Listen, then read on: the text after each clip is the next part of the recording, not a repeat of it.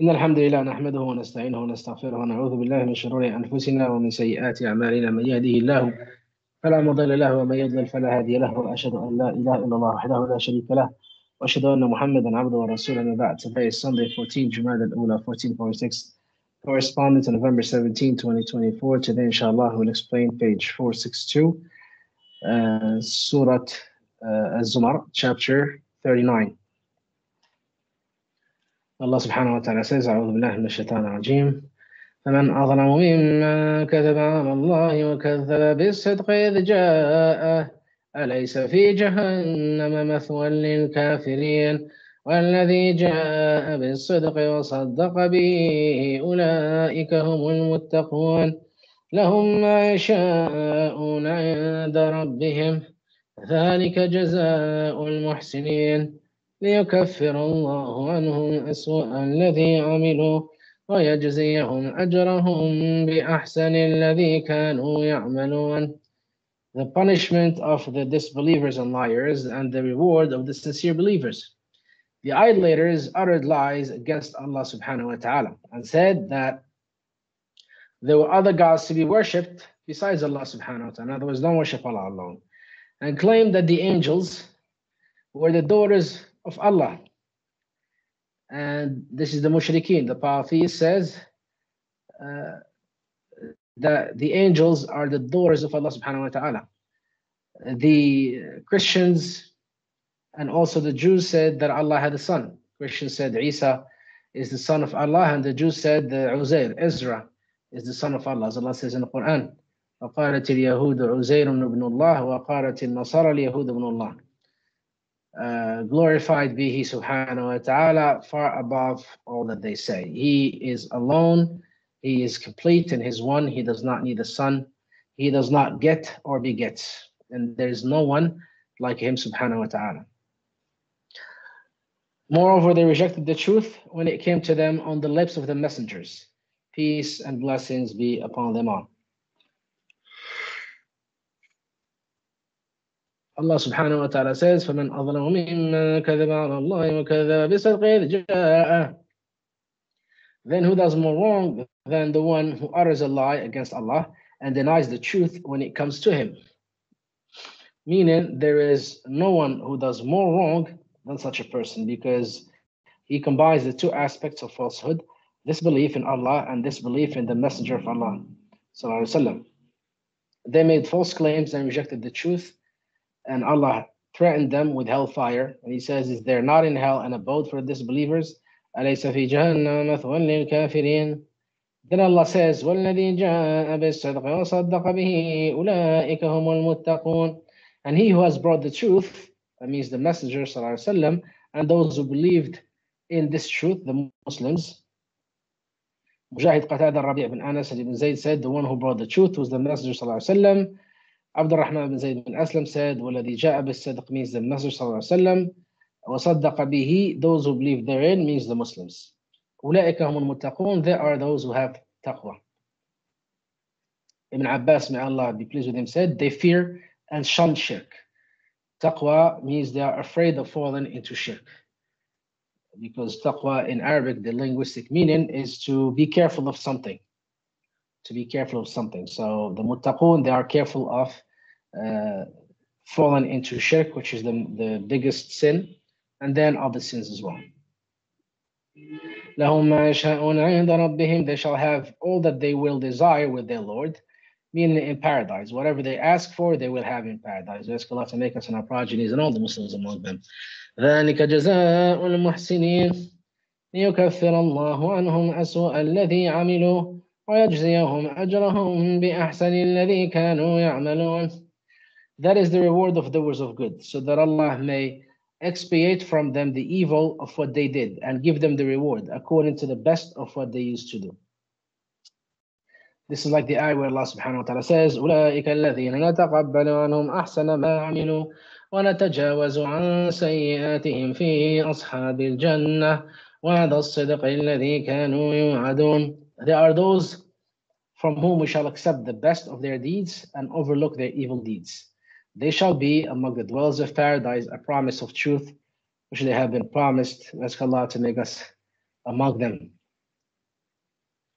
أليس الله بكاف عبده ويخوفونك بالذين من دونه ومن يضلل الله فما له من هاد ومن يهد الله فما له من مضل أليس الله بعزيز ذي انتقام ولئن سألتهم من خلق السماوات والأرض ليقولن الله قل أفرأيتم ما تدعون من دون الله إن أرادني الله بضر هل هن كاشفات ضره أو أرادني برحمة هل هن ممسكات رحمته قل حسبي الله عليه يتوكل المتوكلون قل يا قوم اعملوا على مكانتكم إني عامل فسوف تعلمون من يأتيه عذاب يخزيه ويحل عليه عذاب مقيم. Allah is sufficient for His servant Muhammad sallallahu and everyone who worships Allah for that matter. Allah subhanahu wa ta'ala says, أَلَيْسَ اللَّهُ بِكَافٍ عَبْدَهُ. Is not Allah sufficient for His servant? Some of them read it servants. So Allah is sufficient for His servants. Means that Allah is sufficient for the one who worships Allah subhanahu wa ta'ala and relies upon Allah. وَمَن يَتَوَكَّلْ عَلَى اللَّهِ فَهُوَ حَسْبُهُ. Whomever puts his trust and relies on Allah subhanahu wa ta'ala, then Allah will make the thing happen that the person put Allah in charge of. And of course, tawakkul ala Allah, put trust in Allah, doesn't mean you sit in a corner and you wait for something to happen and you say, I have tawakkul on Allah. Tawakkul ala Allah means that the limbs, the hands, the mouth, the deeds are with human beings. And the heart is with Allah subhanahu wa ta'ala. So you want to look for a job, you want to work, you're not going to sit in your house and say, if Allah decreed for me to get a job, someone is going to call me for a job. No, you have to go out, you have to do a resume, you have to meet people, you have to do interviews, you have to dress up for the interview, you have to prepare for it. So these are the limbs, the speech, the hands, these are the limbs with human beings. So you have to do them. But then in your heart, you rely on Allah, knowing that this job, you will not get it unless Allah subhanahu wa ta'ala decrees it for you. And you make dua to Allah subhanahu wa ta'ala to help you get that job. If that job is good for you, because sometimes the job is not good for you. So Allah does not give it to you. So tawakkul, reliance, means the limbs are with the created and the heart is with the creator. Okay, the limbs are with the created and the heart is with the creator.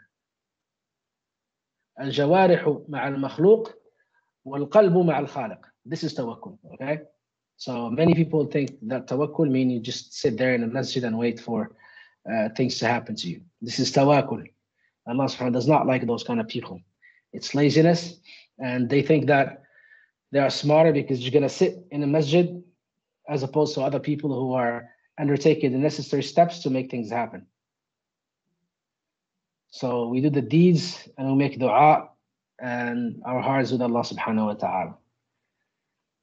وَيُخَوِّفُونَكَ بِالَّذِينَ مِن دُونِهِ. Yet they try to frighten you with those besides him. Means the idolaters try to scare the Messenger sallallahu alaihi wasallam with their idols and gods which they called upon besides Allah out of ignorance and misguidance. Yet they frighten you with those besides him. This is what the hypocrites and the kuffar do today. Now the kuffar threaten the hypocrites. Oh, if you don't establish disbelieving laws in Muslim countries, we will attack you, remove you from your comfortable kingdom. We will replace you with a general who's going to take over from you, etc., etc. So they scare them. And of course, these hypocrites, because they are weak in their hearts, they are afraid. But look at the Houthis, subhanAllah. Look at the fighters in Yemen. America scares the Muslims with its weapons. And the Muslims vie and compete as to who's going to please America first, because they are hypocrites. The Houthis, they are bombing the American warships. I mean, subhanAllah, you look at that and you say, wallahi, these are the true Muslims. If there's no true Muslim except them, they are the ones. They engage the American military. They bombed the Abraham Lincoln, the USS carrier, Abraham Lincoln, one of those floating islands that carries the advanced weapons. They attacked it. They bombed it. They attacked the American fleet. They attacked the British fleet. They attacked the German fleet. They attacked the Australian fleet. They attacked the French fleet. And then they try to scare you with others besides Allah. Don't the hypocrites have any mind so that they can look at what's happening around them? The Houthis, mashallah, a small country. They came from nowhere. And then they are fighting against the major powers. They are sending missiles from Yemen all the way to occupied Palestine.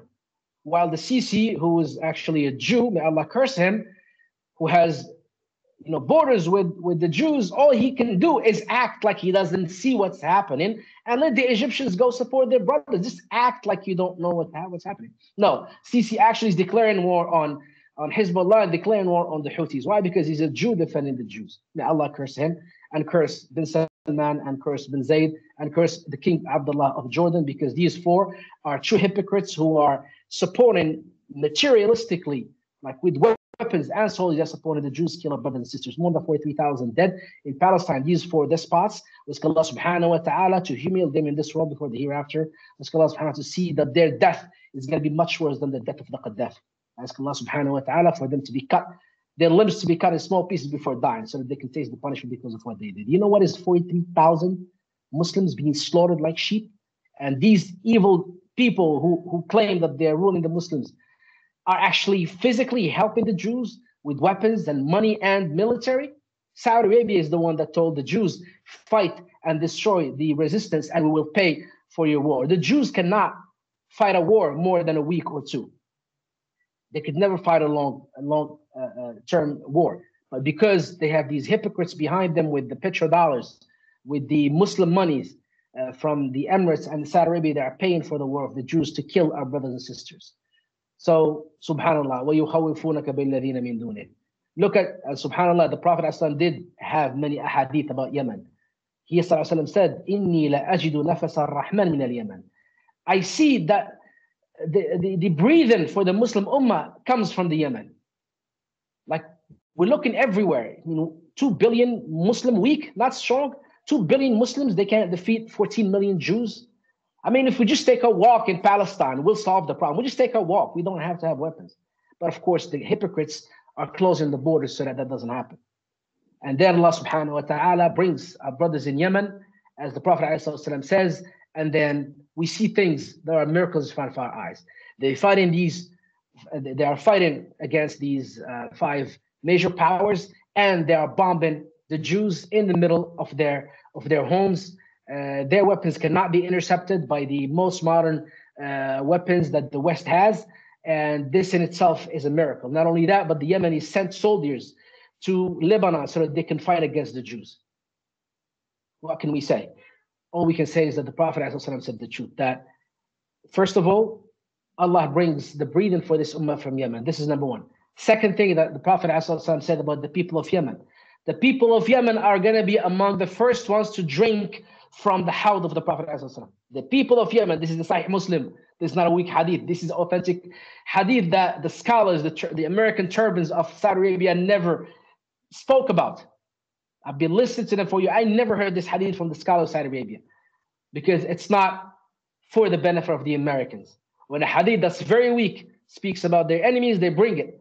And when authentic hadith in Sahih Muslim that people of Yemen will be the first ones to drink from the basin of the Prophet ﷺ, Hawd al-Kawthar, they never tell you that because it's not for the benefit of America, because they know that the destruction of America and the East and West is going to come from Yemen, because that's where Mahdi al-Muntadar is going to come from. The Mahdi al-Muntadar is from the lineage of Al-Hasan bin Ali radiallahu anhum. And he's the only Imam and the 12th Imam that comes from the lineage of Al-Hasan. And he's going to come out from a small town in Yemen named Kar'a, in Tuhama, Kar'a. And these things most Muslims don't know about, but the Jews and Christians and the hypocrites know that. That's why Trump, in the first tenure, in the first week when he became president, he bombed this town of Kar'a. He also bombed another town that came in the hadith that from it will come a king from the tribe of Qahtan that will rule after the Mahdi and will rule according to the method of Mahdi.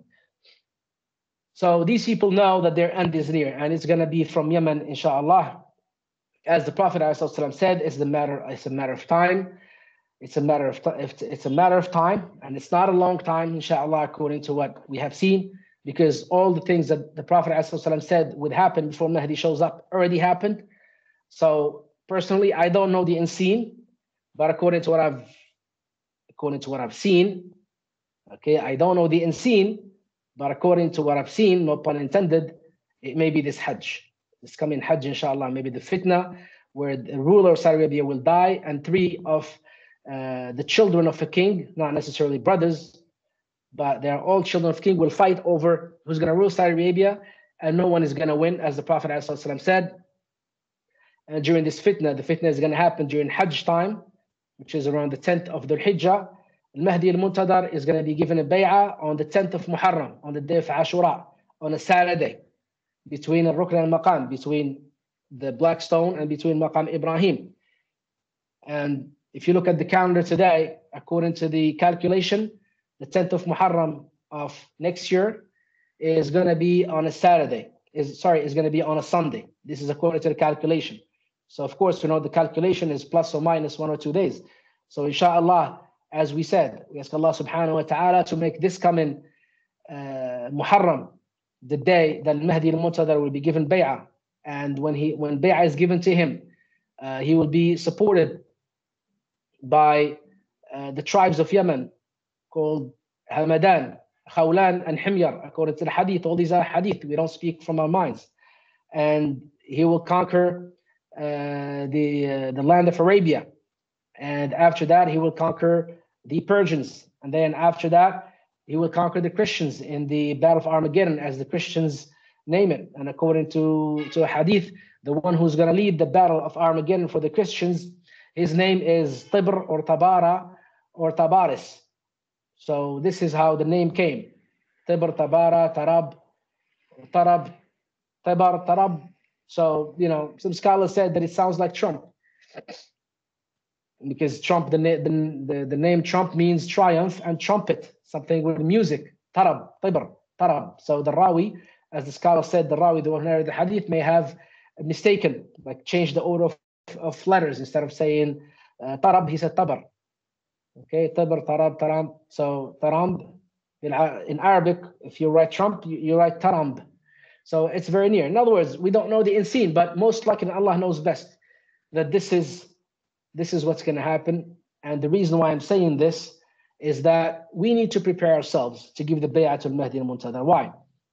Because Allah subhanahu wa ta'ala foretold the coming of Muhammad sallallahu alaihi wasallam to the Jews and Christians, so that when he comes, they don't reject him and they believe in him and give him bay'ah. This is why Allah subhanahu wa ta'ala foretold the coming of Muhammad sallallahu alaihi wasallam to the Jews and Christians. And that's why we Muslims have to increase the awareness about this coming Mahdi that he sallallahu alaihi wasallam told us about. Yeah, some naysayers will say, oh, you are too weak and that's why you're relying on something that's never going to happen. We tell them, you say what you may. We believe in what the Prophet ﷺ said, and we have to be able to recognize him. Okay, this is a fiqh that's mandatory on us to know in this day and age, because the Prophet ﷺ said, "Talabul ilmi farida ala kulli muslim muslima." To know the religious knowledge is mandatory. The scholar said, the knowledge that's mandatory on you to know about the religion is the knowledge that is pertinent to the situation that you are in. For example, if you're going to go to Hajj, it's mandatory on you to learn the fiqh of Hajj. You cannot just go there, just take a walk in Hajj and say, oh, I made Hajj. No, you have to take the fiqh. If you're going to trade, then you must know the trade of fiqh so that you don't fall into interest. You can't say I didn't know, because it's mandatory on you, as the Prophet said, to know this fiqh. Similarly, this is the time of al-Mahdi al-Muntadar. It's mandatory on us to know about him. The ahadith about the Mahdi al-Muntadar, by the way, are as authentic as the Quran. The ahadith about the Mahdi al-Muntadar are as authentic as the Quran. They are mutawatira. And I did a khutbah about Mahdi al-Muntadar back in 2009. About 2009, it's on my channel in YouTube. You can look for it. I did a khutbah about Mahdi al-Muntadar in 2009. So now we have to know what he looks like. We have to know where he's going to come from. We have to know where he's going to be given the bay'ah. We have to know the sign with which we will know that he is for a fact the true Mahdi al-Muntadar and not an imposter that claims to be Mahdi al-Muntadar. Okay, so this is a side note about what's happening today in the world. Dear Muslims, do not despair. Do not despair, because the daybreak comes when the night is darkest. The daybreak comes when the night is darkest. This is the sunnah of Allah in this world. And therefore today we see our brothers and sisters being slaughtered by the tens of thousands under the eyes of 2 billion Muslims. And the Muslim rulers, all they do is they allow the Muslims to go to protest so that the Muslims can think that they're doing enough. Oh, well, there's nothing I can do. I'm protesting. Oh, I'm writing things. I'm chanting. I'm chanting slogans when I go to see soccer matches. I'm doing what I need to do. No, you're not doing what you need to do. They are using with you the method of a pressure cooker. You know, pressure cooker, when the pressure goes up, it takes out some pressure so that it doesn't explode. So this is what they're doing. They are afraid of the Muslims exploding because of what they see of injustice and inaction by the despots that are ruling us. And that's why they let them do these actions. Go out, protest, do music, do acts, movies, so that, the pressure doesn't build up. This isn't enough. This isn't enough. So we have to know that the problem in Palestine will be resolved by al-Mahdi al-Muntadhar. So this war is going to keep on. It's going to keep on going on until the Mahdi al-Muntadhar shows up, because the Prophet ﷺ said that he is going to be the leader of the Muslims that are going to fight against the Jews when the Muslims are on the eastern bank of the Jordan River and the Jews are on the western bank of the Jordan River. This is the first time that the Mahdi al-Muntadhar is going to lead the Muslims against the Jews. After Palestine is freed from the Jews, Mahdi al-Muntadhar is going to establish his capital as Jerusalem. He's going to establish his capital as Jerusalem, and then he's going to conquer the Christians, conquer Rome, which is the seat of Christianity. There's also hadith in Sahih Muslim. This is the hadith of Sahih Muslim, where the Prophet ﷺ said that there is going to be a party among this nation, the Muslims, that will conquer the White House, the seat of the lineage of Heraclius. I repeat, in Sahih Muslim, the Prophet ﷺ said that there's going to be a party among this ummah, Muslims, who are going to conquer the White House. Throughout history, there was no capital that had the White House except the one in Washington, D.C. So that capital will be conquered by the Muslims. This is Sahih Muslim. Again, the American turban Saudi scholars never talk about this. Why? Because their Lord, the Americans, tell them, be careful. You say something like this, you're done for it. So this is also going to happen. And then after that, the Jews will again go back to wherever countries they came from, and they will spread in the earth as Allah subhanahu wa ta'ala decreed on them. Allah subhanahu decreed on the Jews to be a diaspora in the nations of the world. And then after that, the Dajjal is going to come out from Asbahan, which is in today's Iran, followed by 70,000 Jews. And that's the second time that the Jews will fight against the Muslims, but this time the Jews will be on the eastern bank of the Jordan River and the Muslims will be on the western bank of the Jordan River. The Dajjal will have some means of transportation like an airplane or some flying thing that he's going to be able to roam the earth in a short period of time, as the hadith said, and he's going to regather the Jews and bring them back to their so-called promised land before Isa alayhi salam descends in Damascus. And then he's going to catch up with the Dajjal, as the Prophet ﷺ said, in an area called Bab Lud. And this Bab Lud is where today's airport called Ben Gurion is. So it's as if the Dajjal is going to try to ride on whatever means of transportation he's going to have, an airplane, whatever, to run away from Isa alayhi salam. But Isa alayhi salam is going to catch up with him there in what's today Ben Gurion Airport, and that's where Isa alayhi salam is going to kill the Dajjal with his spear, and he's going to show the people the blood so that the people don't think that the Dajjal is their God and he just went somewhere as a test for them, as many people would otherwise think, to try to think that their God is not dead. So again, we have to learn about Mahdi al-Muntadhar, about his physical traits. The Prophet ﷺ said that his body is a body of an Israeli. That means he has like thick hands, a thick body. So he has thick features. The front of his hair, he's losing hair in the front of his head. So it looks like that his forehead is extended because he's losing his hair in the front of his head, and his hair is to his shoulders. He has a birthmark between his shoulders, and he resembles the Prophet ﷺ in khuluq, that means in his behavior, but he does not resemble him in al-khalq. He does not resemble him physically. He resembles him in actions. This is al-Mahdi al-Muntadhar, and he is from the lineage of Al-Hasan and Ali radiallahu anhuma, and his name is Muhammad son of Abdullah or Ahmad son of Abdullah. Okay. Also, his nose has a small crookedness in the top of the nose, like it's called the Arab nose. He also has a small black dot on his right cheek. Also, there is a gap between his top and bottom front teeth. So all these are descriptions that the Prophet ﷺ gave us, not for them to be and remain in the books, but for us to know them, so that when we see Al-Mahdi al-Muntadhar, we can recognize him. He also has a small mark on his face. Sometimes there is the smallpox disease that hits children, and it becomes like a pimple, and then if you scratch it, a small hole remains. He has that type of mark on his face as well. So we ask Allah subhanahu wa ta'ala to make us among the first 313 people that will give him bay'ah. The hadith says the Mahdi al-Muntadhar is going to be given bay'ah by 313 people by the Rukn al-Maqam. We ask Allah to make us among them, because those are chosen ones by Allah subhanahu wa ta'ala. And also among these 313 people, there are going to be some women.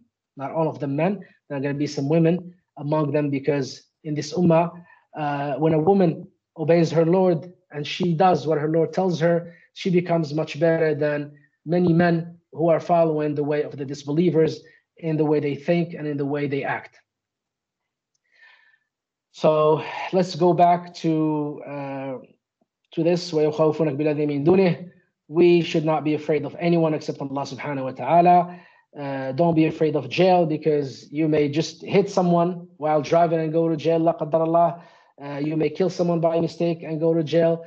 Don't be afraid of death, because you may just fall off a ladder and die. So being scared and being chicken does not advance or delay your due the time for your death. Okay. ومن يضلل الله فما له من هاد ومن يهد الله فما له من مضل أليس الله بعزيز ذي انتقام. And whom Allah sends astray, for him there will be no guide, and whomsoever Allah guides, for him there will be no misleader. Is not Allah Almighty, possessor of retribution? Meaning, whomever relies on him and turns to him will never be forsaken, for he is the Almighty who cannot be overwhelmed by another. And there is none more severe than him in exacting retribution on those who disbelieve in him, subhanahu wa ta'ala, in those who associate others in worship with him and resist his messenger. The outsiders admit that Allah subhanahu wa ta'ala is sole creator because their gods are incapable. Allah subhanahu wa ta'ala says, وَلَئِن سَأَلْتَهُمْ مَنْ خَلَقَ السَّمَاوَاتِ وَالْأَرْضَ لَيَقُولُنَّ اللَّهُ. And verily, if you ask them who created the heavens and the earth, surely they will say Allah. Means the idolaters used to recognize Tawheed al-Rububiyyah, the oneness of lordship, that Allah subhanahu wa ta'ala was the creator of all things. So the polytheists recognize that. Even the Hindus recognize there is a creator up there called Brahma, right?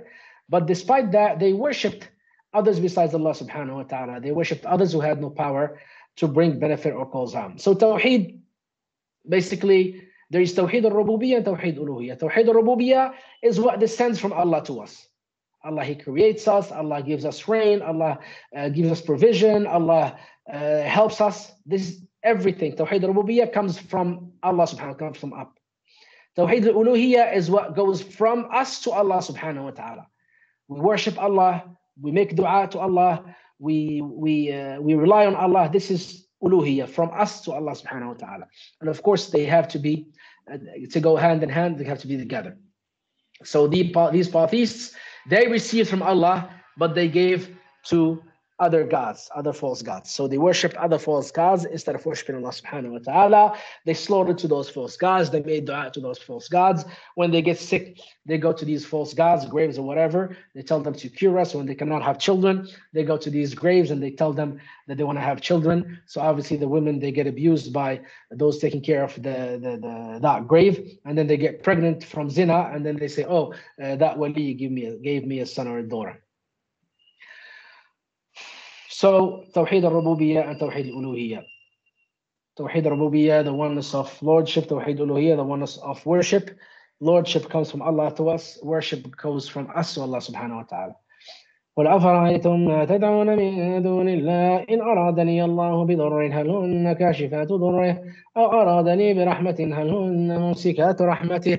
Say, tell me then, the things that you invoke, make dua to besides Allah. If Allah intended some harm for me, could these false gods remove this harm from me? Or if Allah subhanahu wa ta'ala intended some mercy to reach me, could these false gods withhold Allah's mercy? Meaning they cannot do any of that at all. Here, Ibn Abi Hatim recorded the narration of Ibn Abbas, may Allah be pleased with him, attributing it to the Prophet ﷺ. And this, I say, this is one of the hadith of freedom. Because if you learn this hadith, or if you know the meaning and you apply it in your life, you'll be free of all fear from others besides Allah subhanahu wa ta'ala.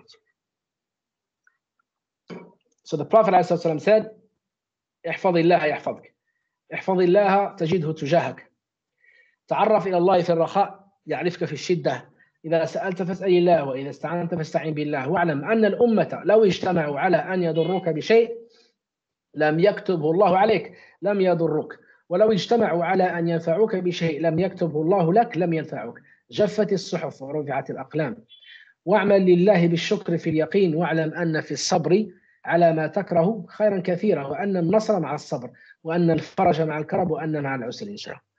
So this hadith tells you, be mindful of Allah and He subhanahu wa ta'ala will protect you.